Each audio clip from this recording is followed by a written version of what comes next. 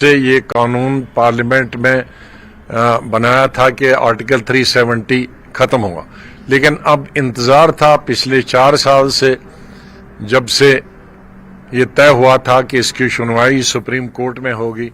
अब हम बेसब्री से इंतजार कर रहे थे सुप्रीम कोर्ट की जजमेंट का, और हमें पूरी उम्मीद थी, जम्मू कश्मीर के अवाम को उम्मीद थी, हमारी पार्टी को उम्मीद थी, मुझे उम्मीद थी कि ये फैसला जम्मू कश्मीर की अवाम के हक में होगा।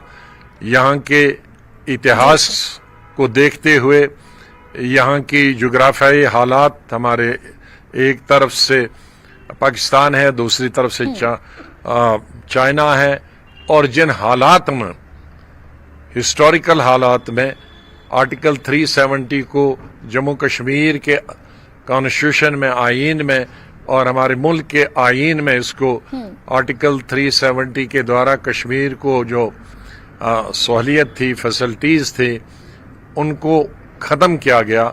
और हमें ये उम्मीद आज ख़त्म हो गई जब सुप्रीम कोर्ट ने एक यूनानिमस जजमेंट सुनाई और उन्होंने कहा कि एक टेम्परेरी अरेंजमेंट था, परमानेंट नहीं था। तो ये जम्मू कश्मीर की जज्बात आर्टिकल 37 से जुड़े थे, और इसके साथ ही खासकर ये 35A, जिसमें जम्मू सूबा के और कश्मीर के दोनों लोग चाहते थे कि 35A होना चाहिए, क्योंकि इसको महाराजा हरि सिंह के जमाने से लागू किया गया था। 1925, 1927 और 1930 से महाराजा हरि सिंह ने कहा था कि कोई भी बाहर वाला, स्टेट से बाहर वाला, न नौकरी कर सकता है, न जमीन खरीद सकता है जम्मू कश्मीर में। और जब महाराजा ने एक्सेशन किया हिंदुस्तान के साथ, मुआहिदा किया जम्मू कश्मीर का हमारे पूरे मुल्क के साथ, तो उसमें इस चीज को भी 35A की शक्ल में रखा गया हमारे कॉन्स्टिट्यूशन में कि कोई जमीन बाहर का खरीद नहीं सकता, नौकरी नहीं खरीद सकता। अब वो प्रोविजन आज खत्म होने के बाद हमारे बच्चे पहले बेरोजगारी का शिकार हो रहे थे, अनएम्प्लॉयमेंट्स हिंदुस्तान में सबसे ज्यादा जम्मू कश्मीर में थी। अब वो अनएम्प्लॉयमेंट और बढ़ेगी, क्योंकि किसी भी जगह के लिए, किसी भी पोस्ट के लिए पूरा देश अप्लाई करेगा, तो जम्मू कश्मीर में के लोगों को, बच्चों को उसका कितना हिस्सा मिलेगा, न होने के बराबर। इसी तरह से हमारी स्टेट में सिर्फ जंगलात और पहाड़ हैं, जमीन बहुत कम है जिसपे खेती हो सकती है या इंफ्रास्ट्रक्चर खड़ा किया जा सकता। उसमें भी अगर बाहर के हमारे भाई जमीन खरीदेंगे तो जमीन 10 गुना और महंगी हो जाएगी, और आने वाले वक्त में हमारे बच्चों के लिए इंफ्रास्ट्रक्चर बनाने के लिए, मकान बनाने के लिए इंचों में जमीन खरीदना पड़ेगा, फुटों में जमीन खरीदना पड़ेगा। ये लॉन्ग टर्म इस आर्टिकल 370 को और 35A को खत्म करने से जम्मू कश्मीर में ये नुकसान हो सकता है। तो हम ये कह सकते हैं कि हमारी पार्टी को भी और जम्मू कश्मीर की आवाम को भी इस वक्त बहुत मायूसी है। बिल्कुल, लेकिन आजाद साहब, आप नहीं मानते कि अनुच्छेद 370 को निरस्त करने के बाद जो हालात बदले हैं, बकायदा कैलेंडर जारी होते थे, महीनों तक इंटरनेट बंद रहता था, महीनों तक स्कूल्स बंद रहते थे, पर्यटकों की संख्या में लगातार गिरावट आ रही थी, इन सब हालातों में तो बदलाव हुआ ही है, फिर हम इस विकास को क्यों नहीं देख पा रहे हैं? क्या ये विकास सिर्फ तब तक हम विकास देख पाते जब ये पैरेलली आर्टिकल 370 के साथ चलता? अगर 370 आर्टिकल हट गया है, लेकिन विकास तो फिर भी हो रहा है, जम्मू कश्मीर अग्रसर है विकास की। तमाम चीजें शक नहीं, इसमें शक नहीं जी, लेकिन इसका आर्टिकल 370 से कोई संबंध नहीं है। वो ग्रेजुअली सिक्योरिटी फोर्सेस को हमने मुबारक दी है कि बहुत अच्छा काम उन्होंने किया है, मिलिटेंसी बहुत कम हुई है, हड़तालें कम हुई है। बाकी जो ये आर्टिकल 370 35A का पर्यटन से कोई मतलब नहीं है, और सिक्योरिटी सिनेरियो बदलने से कोई मतलब नहीं है। वो हमारे यहाँ के अवाम की रिक्वायरमेंट से उसका संबंध है, और हमारी हिस्टोरिकल बैकग्राउंड उससे 370, और हमारी एम्प्लॉयमेंट और महंगा जमीन होने का संबंध डायरेक्टली हमारा 35A से है। तो वो चीजें अपनी जगह हैं, ये अपनी जगह है। गुलाम साहब, सुप्रीम कोर्ट ने अपने फैसले में एक बड़ी बात कही जो ना याचिकाकर्ताओं ने कही थी ना रेस्पोंडेंट्स ने कही थी। चुनाव को लेकर एक बड़ी टिप्पणी अपने फैसले में सीजेआई ने कही है। उन्होंने एक तारीख मुकर्रर कर दी है, तो क्या एक अच्छा संकेत है स्टेटहुड का भी? कम से कम उसके लिए मैं सुप्रीम कोर्ट को बधाई देता हूं कि कम से कम एक जो अनसर्टेनिटी थी उसको उन्होंने दूर किया, क्योंकि पिछले 4 साल से 4.5 साल से जब से असेंबली को डिसॉल्व किया गया था, असेंबली को तोड़ दिया गया था, उसके बाद हर वक्त कहा जाता था कि अब स्टेट अब दी जाएगी, कल दी जाएगी, असेंबली आज होगी, कल होगी।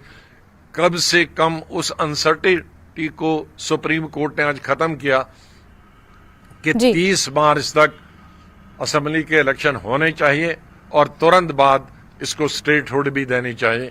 उस हद तक सुप्रीम कोर्ट को बधाई देना चाहते हैं कि वो अनसर्टेनिटी खत्म हो और एक इलेक्टेड गवर्नमेंट अगले सितंबर के बाद आएगी। आजाद साहब, जहां तक आर्टिकल 370 जी, आर्टिकल 370 और 35A को खत्म करने का सवाल है, उसमें निराशा है यहाँ। बिल्कुल। आजाद साहब, एक प्रतिक्रिया उमर अब्दुल्ला के सामने आई है और उन्होंने कहा है कि आपके लिए उन्होंने ये कहा है कि अब आजाद साहब बिल्कुल फ्री हैं, मुक्त हैं, वो अपने पार्टी दफ्तर जा सकते हैं, लेकिन उमर अब्दुल्ला ये आरोप लगा रहे हैं कि उन्हें नजरबंद किया गया है और उनके ऊपर कई तरह के आरोप लगाए जा रहे हैं। वो ये आरोप मीडिया वालों पर भी लगा रहे हैं कि उमर अब्दुल्ला साहब को कैसे उनका रिएक्शन को लेने को तैयार नहीं है, लेकिन आपके ऊपर उन्होंने ये आरोप लगाया है कि आप आजाद हैं। उमर अब्दुल्ला साहब अपनी बात करते हैं, हमको भी रिस्ट्रिक्शन है, हमें ही करा। कल शाम को ही फोन आया था, हमारी कोई गाड़ी नहीं है, सिर्फ मेरी जम्मू की फ्लाइट पहले से 3 बजे की तय है, उसमें रिस्ट्रिक्शन नहीं है। लेकिन जो रिस्ट्रिक्शन उनको है वही रिस्ट्रिक्शन हमको भी कल दोपहर को ही आएगी कि कल, और मेरी मीटिंग प्रेस कॉन्फ्रेंस ऑफिस में थी, मेरी मीटिंग भी ऑफिस में थी, हमने उनको सबको बताया। मैं अभी बोल रहा हूं, मैं घर से बोल रहा हूं, ये मैंने प्रेस कॉन्फ्रेंस रखी थी 11 बजे आज के लिए। तो रिस्ट्रिक्शन में उमर साहब की इत्ला के लिए कह रहा हूं कि जो रिस्ट्रिक्शन उनके लिए है वही रिस्ट्रिक्शन मेरे लिए भी है जी। तो पहले दरियाफत करें और फिर करें जी। साथ ही आजाद साहब, क्या आप ये मानेंगे जो स्थानीय राजनीतिक पार्टियां हैं, अब उनके लिए चैलेंज थोड़ा बढ़ गया है? हालांकि डीपीएपी को आपने अभी स्थापित किया है, लेकिन सदियों से जो स्थानीय राजनीतिक पार्टियां चली आ रही हैं, देखें, दूसरी पार्टियां सिर्फ टीवी में कहती हैं, हम प्रैक्टिकल कहते हैं। जब एब्रोगेशन ऑफ आर्टिकल 370 हुआ, 1.5 घंटे मैं ही तकरीर किया, उनके एमपीज पार्लियामेंट बोले ही नहीं, चुप भी। 3 एमपी होके लोकसभा में थे, हमने तो पार्लियामेंट को रोक दिया। 4 घंटे हम धरने पे जमीन पे बैठे, उसके बाद तकरीर की, और उसके बाद भी तकरीबन 6 तकरीरें मैंने आर्टिकल 370 पर पार्लियामेंट में की। उनकी पार्लियामेंट कोई रिकॉर्ड ही नहीं है। जो जेल में यहां थे उनका तो अलग ठीक है, लेकिन जो पार्लियामेंट उस वक्त थे वो तो चुप बैठे। तो अब जो उनकी पास की गलतियां हैं उनको दूर करने के लिए अब ज्यादा चिल्लाते हैं।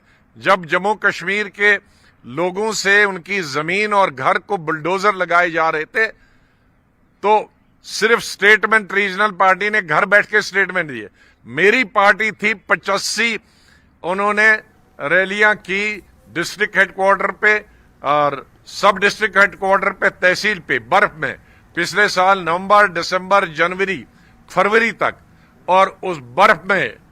और उसके बाद भी जब नहीं रोका तो मैं गवर्नर साहब से मिला, होम मिनिस्टर से मिला, वो तो खाली स्टेटमेंट देते हैं। ये ठीक है कि स्टेटमेंट देने में रीजनल पार्टीज और शोर शराबा एक्सप्लॉइट करने में वो तेज हैं। हम तो हमेशा एक्सप्लॉइटेशन को भरोसा नहीं रखते, और जो करते हैं ठोस मकान करते जी। और जब मैं एब्रोगेशन आर्टिकल 370 के बाद भी जब पार्लियामेंट चल रहा था, सेशन में था, तो मैंने श्रीनगर आने की कोशिश की। एयरपोर्ट से 5 घंटे के बाद मुझे सिक्योरिटी वालों ने न बाहर आने दिया जी और न जहाज में चढ़ने दिया, और आखिर लास्ट फ्लाइट से मुझको पैक किया जम्मू, ये दिल्ली के लिए। फिर मैंने जम्मू आने की कोशिश की, उसके 4 दिन बाद दिल्ली से जम्मू में भी मुझको 4 घंटे एयरपोर्ट पे बिठाया, न बाहर आने दिया और न दिल्ली भेजा, लास्ट फ्लाइट से वापस भेजा। जी। मैं फिर तमाम पॉलिटिकल पार्टीज को लेके श्रीनगर आया, फिर एयरपोर्ट पे बिठाया, तो भी नहीं आया। फिर मैं सुप्रीम कोर्ट गया और सुप्रीम कोर्ट ने मुझे इजाजत दी जम्मू कश्मीर आने की। ऑफ कोर्स सुप्रीम कोर्ट ने मुझ पे रुकावट लगाई कि ना तुम कोई जलसा करोगे ना मीटिंग करोगे, सिर्फ डेलीगेशन को सुनेंगे। तो मैंने डेलीगेशन को एक दिन श्रीनगर में सुना, एक दिन बारामूला में सुना, एक दिन अनंतनाग में सुना, फिर जम्मू गया, वहां एक दिन सुना। और सुप्रीम कोर्ट ने यह भी कहा था कि आप अपनी रिपोर्ट और लोग जो आपसे मिलेंगे वो तमाम चीजें। तो लोगों का जो गुस्सा था, उनको जो मुसीबत थी, वो मैंने सुप्रीम कोर्ट को लिखत में दी। वैसे इनकी क्या फॉल्ट है?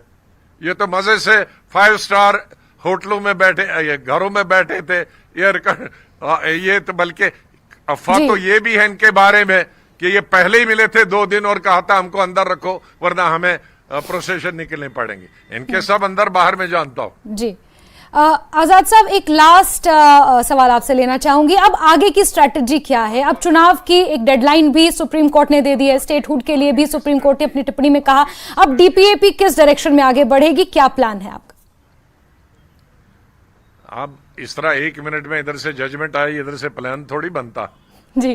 ये अभी हम अपने साथियों से बात करेंगे, कश्मीर में भी, जम्मू में भी। मैं आज जम्मू पहले ही से तय था मेरा जाने के लिए, शाम को वहां मीटिंग है। तो इन सब से जम्मू के, कश्मीर के और बाकी डिस्ट्रिक्ट के लोगों से बात करेंगे, उसके बाद हम फैसला करेंगे। लेकिन ये कहूंगा कि जम्मू कश्मीर में, चाहे वो जम्मू सूबा हो, कश्मीर सूबा हो, लोगों में, अवाम में मायूसी है इस फैसले को सुनकर।